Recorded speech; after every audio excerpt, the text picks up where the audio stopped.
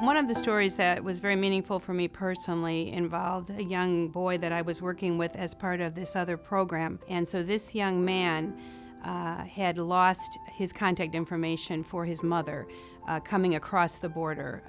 He made a very harrowing, difficult journey from the Honduras and came through Mexico up the channel that many of these young children come from, thousands of them really every year, into the United States.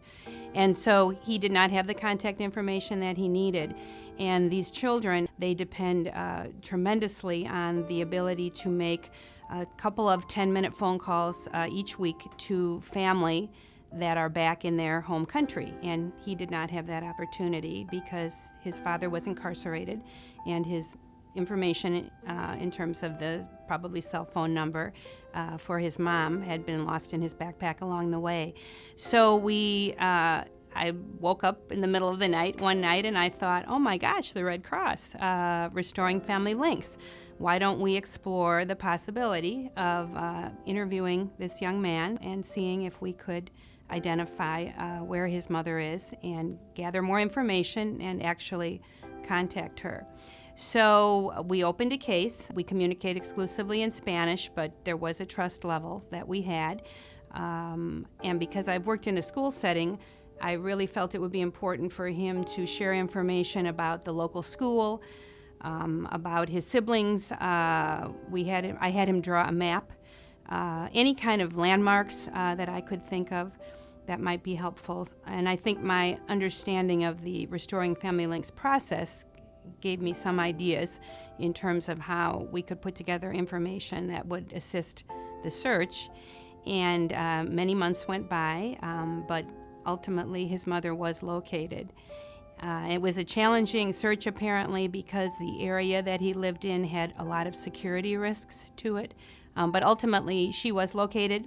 They were able to get in touch. She was able to give information about an aunt that lived in Florida that he had not provided. And so ultimately, he was released to the sponsorship of the aunt. And to my last contact was continuing to live with the aunt. He's now over 18, but he was enrolled in a local high school in the Florida area. So that is a story that had a really happy ending. It was very rewarding, and I was so excited, as you can imagine, because you get discouraged and you don't know how long it's going to be. These things take time. You're never sure how it's going to turn out. And when you're dealing with a young teenager who is in very difficult circumstances and very frightened and extremely anguished about the decision that he made to flee his home country, perhaps for good reasons, but has a very precarious future in front.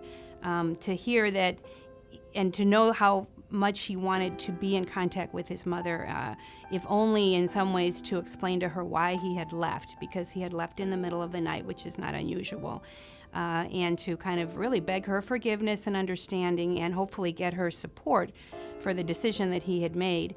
To know that ultimately you were part of the process and engaging his trust, it was great. It was really great.